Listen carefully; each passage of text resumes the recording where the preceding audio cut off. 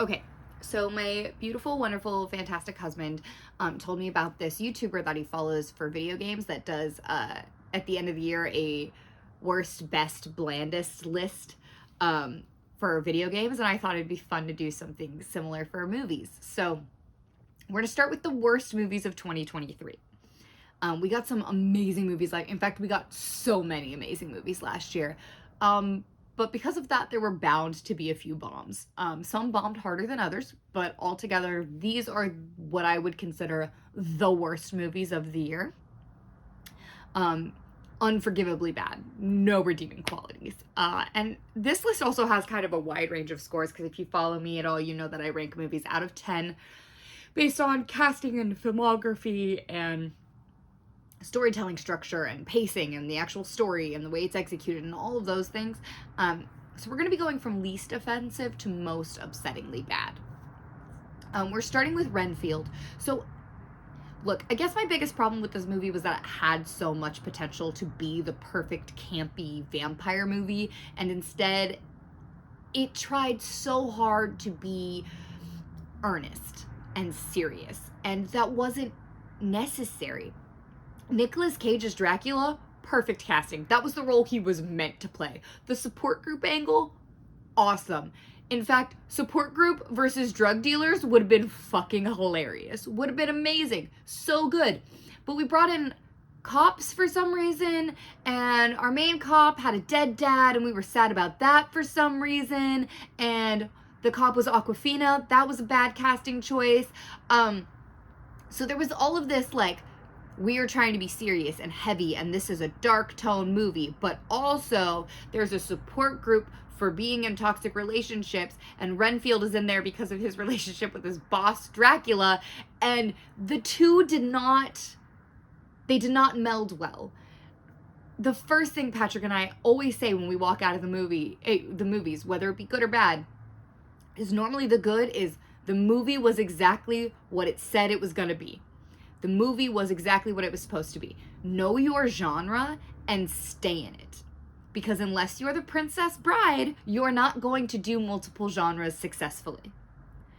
Renfield was supposed to be campy, and they shat the bed. Honestly, it was not good, and they wasted Nicolas Cage. There should have been more Nicolas Cage. And I've never said that before in my life, because I hate Nicolas Cage as an actor. I really do. I don't think he's good, except for in that one role that he was meant to play that you should have given him more screen time for. Number four.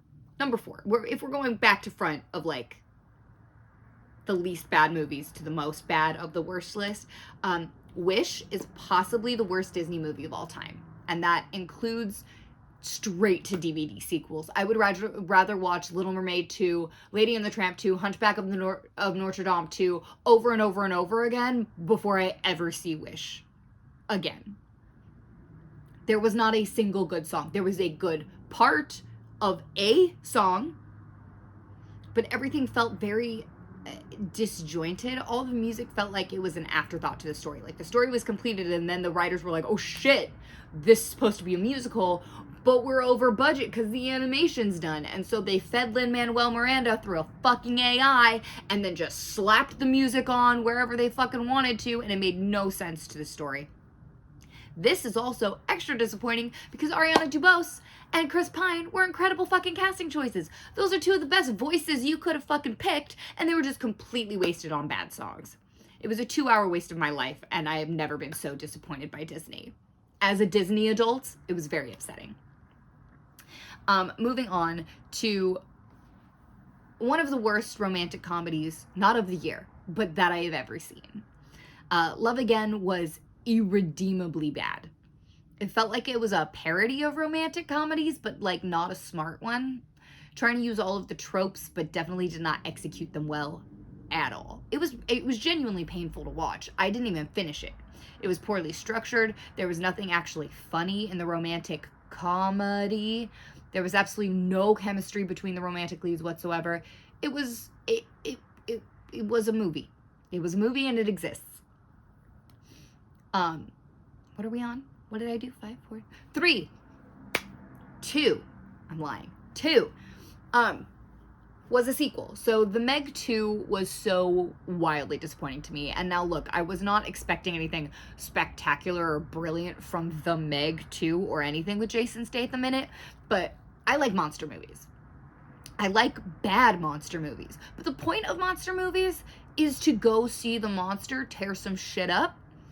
And there was like 0 screen time for our monster. You saw a fin, maybe, but you didn't actually get to see the Meg. They blew all their budget on Jason fucking Statham, and then we got no monster. They also tried to bring in a second monster with like a giant squid, but you saw like a tentacle, and we didn't get to see the giant squid either.